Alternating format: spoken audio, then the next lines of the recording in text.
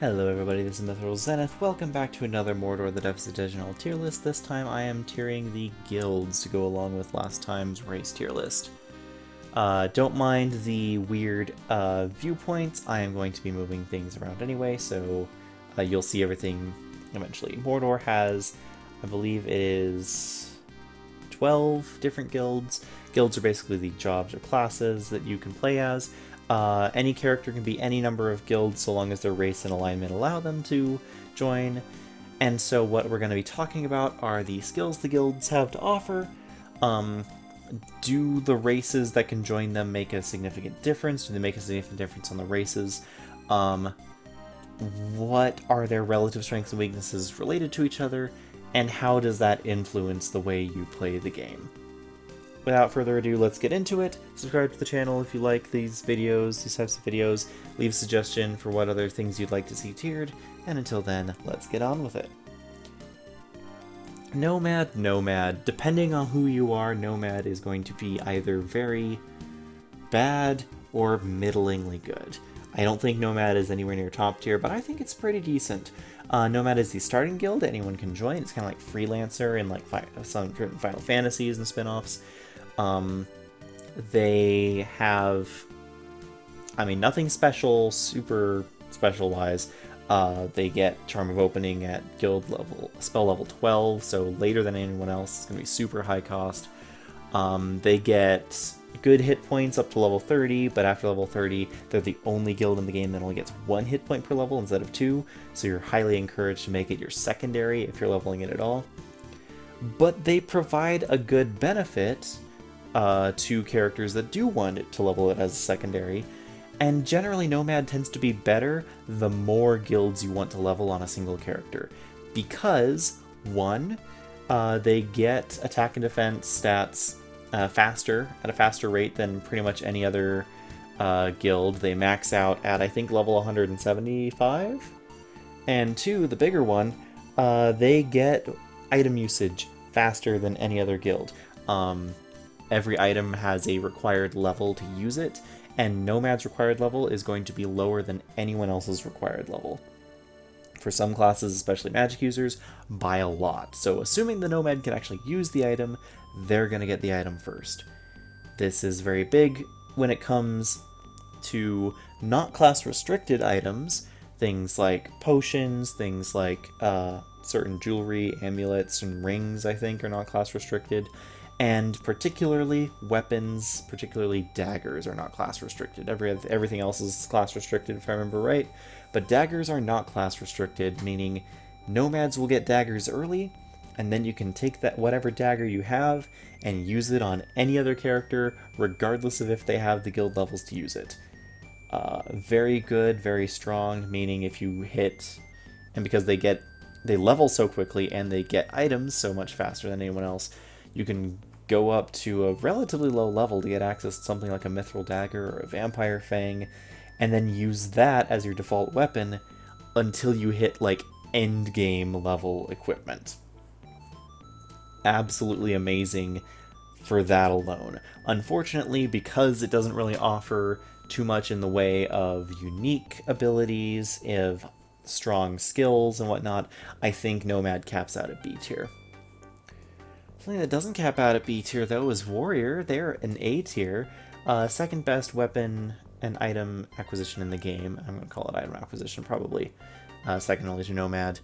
Best fighting skill in the game by far. So that's best critical hit gains, best raw damage output, and best attack and defense numbers output, which is your chance to hit and chance to avoid attacks.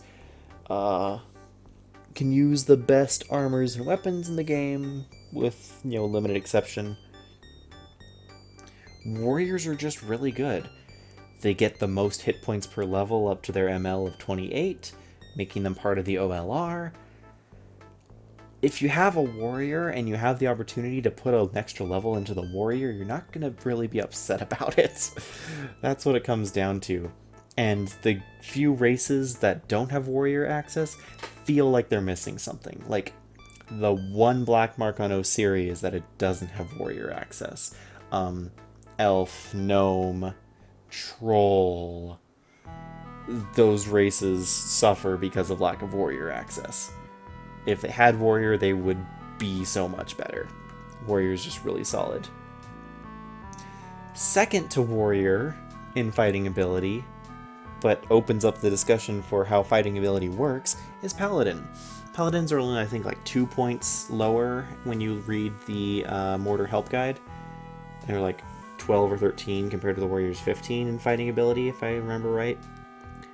But those 2 or 3 points are really big because everything's calculated exponentially. So, while Paladin is definitely not a bad choice for fighting ability, they are nowhere near the strength of warrior, actually.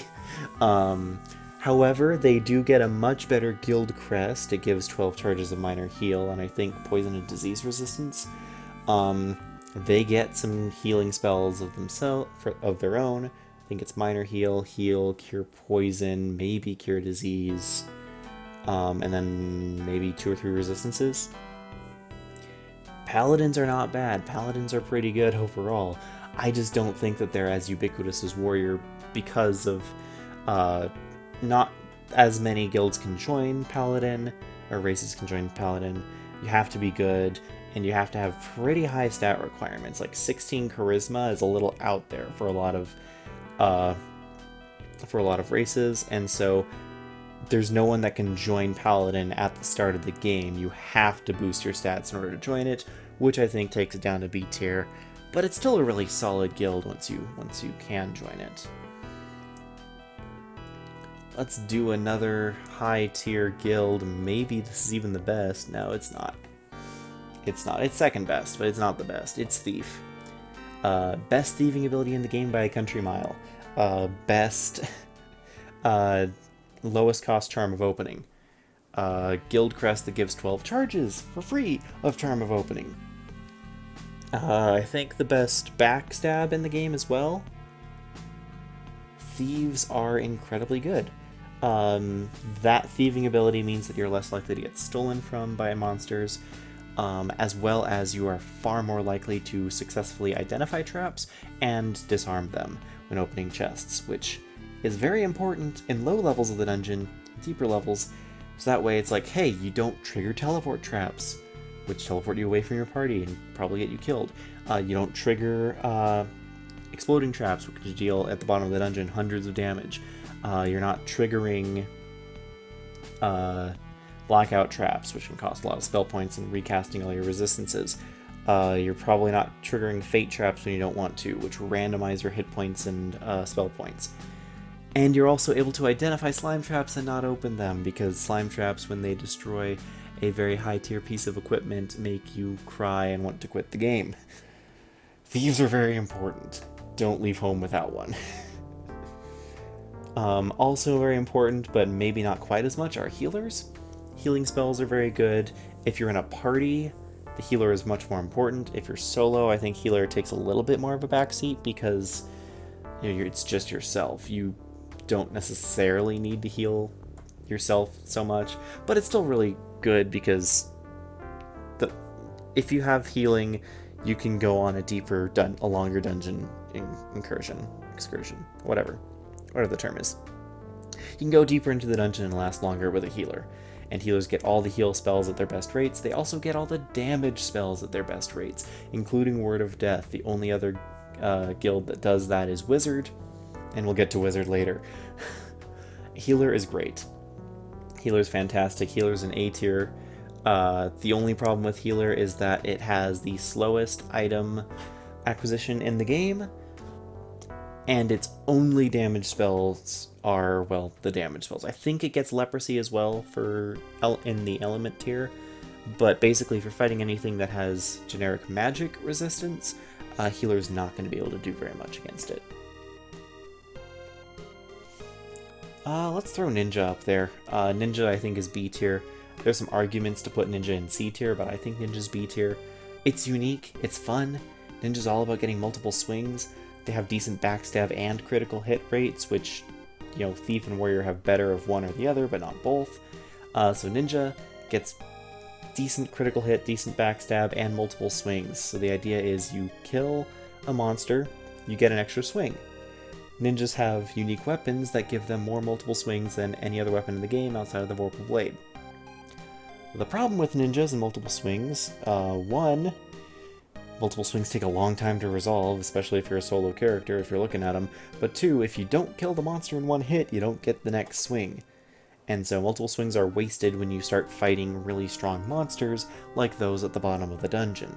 And ninjas, because they don't have quite as good fighting skills as warriors, because their unique weapons don't have as good damage modifier as, like, really strong warrior weapons, like the hammer, like Giant King Hammer, ninja kind of falls off, and that's why they're B tier. But if you are a race that can class into ninja for those swings, and then class into something else, basically if you're a human, ninja is very, very good, because then you can get all those multiple swings and put it on something like a warrior with a Giant King Hammer, so you can get 5 swings with that thing. It has a 2.5 damage modifier. It is insane. Strongest weapon in the game. So ninja, I think, is B tier, even though arguments could place it down in C tier. I think it's probably low B tier, but I like it. I think it's fun. What else should we put down here? I think Seeker is C tier. Not because I think Seeker is bad, but because Seeker is one of those guilds that you only pop in for a couple levels and then you leave it. You pop into Seeker in order to get all the movement spells and location spells that you need, and then you leave.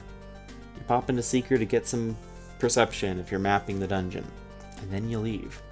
Seeker is not...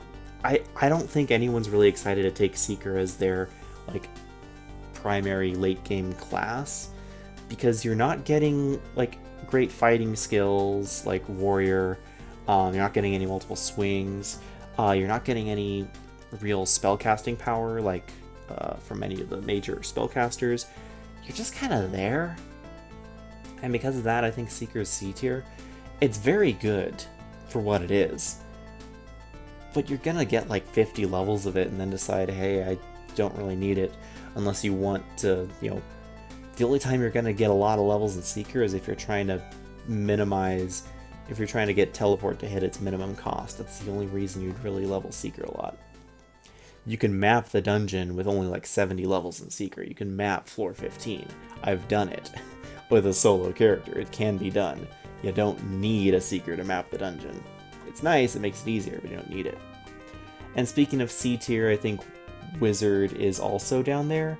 I think Wizard is probably a little bit better than Seeker, but I'm going to talk about Wizard after I talk about Mage, who I think is B tier as well. Now maybe I'll talk about Wizard first.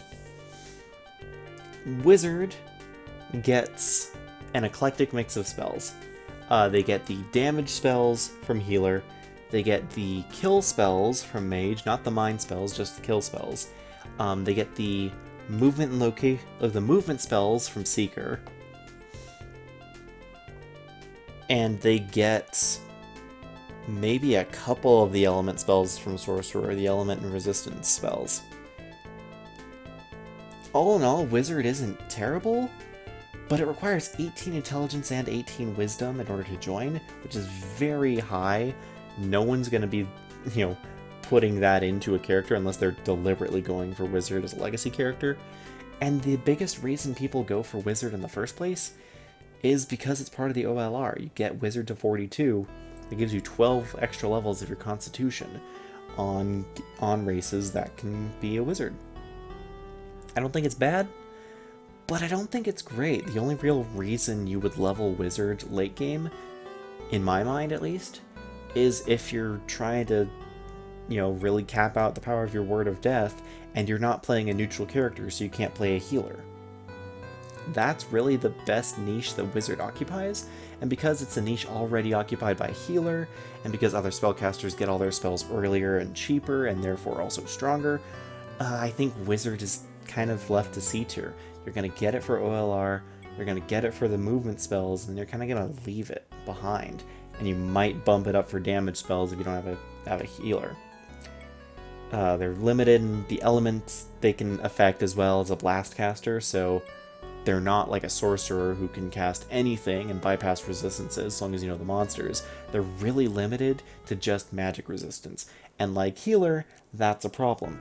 Unlike Healer, Healer gets all the damage spells cheapest, Wizard gets them second cheapest, and so you're just kind of worse off in both runs. Mage, on the other hand, is very weird and very interesting. Mage gets all of the mind spells. They get mind spells, kill spells, some heal spells, some resistances, but most importantly, the charm spells. Mind and charm spells are mage only. Mind spells are, for the most part, instant kill spells outside of Summon Shade, and maybe they're not instant kills, maybe only Dazzle is an instant kill. Either way, they get the mind spells, they get the charm spells. Mages are very important if you ever want to do anything with companions, because you're going to need a mage to charm the monster to put it into confinement in the first place for someone else to buy it, unless you get lucky and your high charisma makes a good monster want to be your friend. But yeah, charm spells, very cool, very important if you want to play with companions. I don't think companions are super necessary, but they can be helpful and fun. They just take a lot of upkeep and a lot of attention. But yeah, because they enable that mode of play, mages are, by definition, at least B tier. They have a very strong niche they occupy very well. Scavenger, I think it's a little bit of a bad rep. Where would I put Scavenger? That is actually a hard question. Where do I put Scavenger? Because Scavenger is not bad. Okay, Scavenger is pretty bad. It's the second best thieving, it's the second or third best thieving skill in the game. I don't remember if Ninja has the, I think Ninja has the second best, so my Scavengers, they're close to Ninja. I think they actually are second best. Like third best fighting skill in the game compared to Warrior, maybe fourth best. But they don't do either job very particularly well. Like a level 100 Scavenger versus a level 100 Thief, the Thief can go like 4 levels deeper and still be consistent in unlocking traps. The niche that Scavenger plays is that almost every guild, every race, I keep saying guild first, almost every race can be a Scavenger.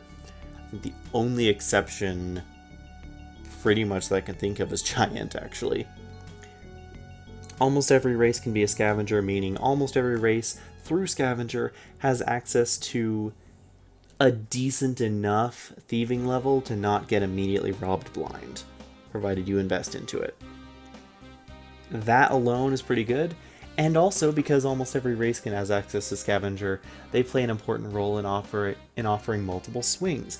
They are, for instance, the only reason Osiris are able to get multiple swings is by leveling Scavenger. And I think for that reason, for that niche, when considering complex characters, characters who aren't just, one or two guilds, Scavengers are B tier. They're kind of similar to Nomads in that regard. I think probably what B tier shakes up as is something like this. I think Scavengers are similar to Nomads in that regard. They're not always useful, but when they are useful, they provide a very important job, a very important niche. And they are something that you would want to level because of either that fighting ability for the multiple swings or for the thieving ability, depending on what your race can access. And so we are left with the top and bottom of the tier list, spoiler alert. Let's start low and end high. Villain. Let's start high and end low, just to show why Villain sucks. Sorcerer is the best class in the game, primarily because they have cheapest and full access to every resistance spell in the game.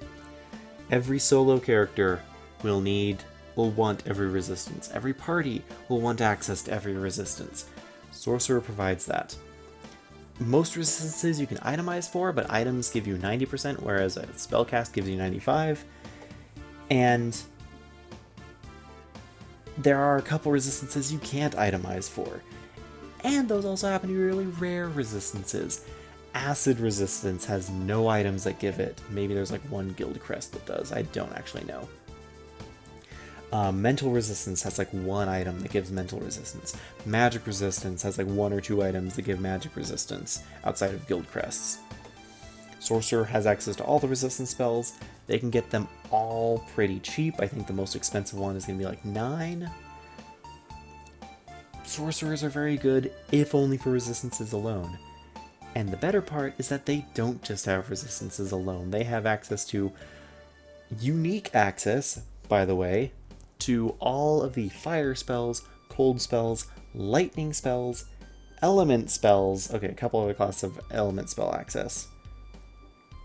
Those 4 spell tiers mean that they have a way of harming almost every monster in the game just through their spells. The deep monsters in the game, I think they will always have at least one thing that's no more than 50 or 60% resisted, so they can always do something against them.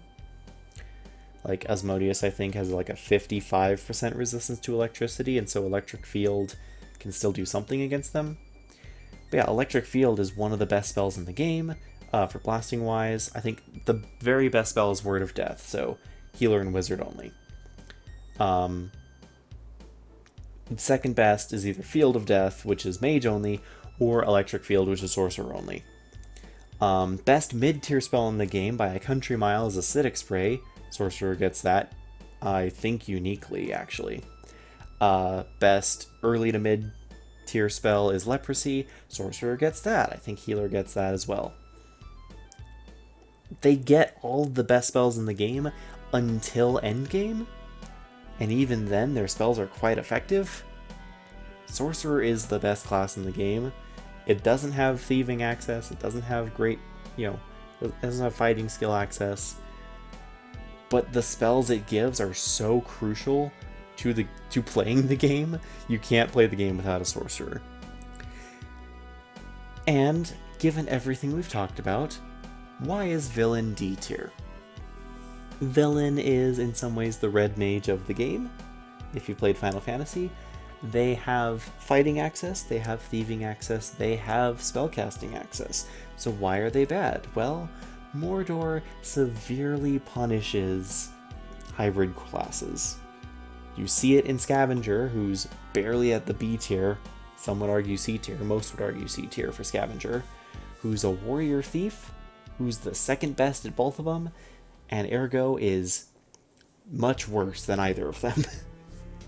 Villain doesn't even have Charm of Opening access in Mordor. They have some thieving ability, but not very much. It's the second lowest. Only thing lower is Nomad. They have some fighting ability. They're like third tier fighting ability. They're behind Warrior and Paladin. So they're decent, but I don't think they actually get multiple swings, so I think you still need Scavenger for the swings. I don't remember. Maybe they are to get swings just below Paladin. Either way, they're pretty bad. And they get spellcasting, but I think the only spells they get are like Minor Heal and Poison. Maybe they have one or two other spells that are reasonable, but Minor Heal and Poison. And they don't even get those at good rates. They get them at like level 9 and 12 or something. Don't kid yourself. Villain has such potential, but it is so gimped on every front in order to give it that hybrid access, like to justify its hybrid access. They're so gimped on every front that they just are worse at everything.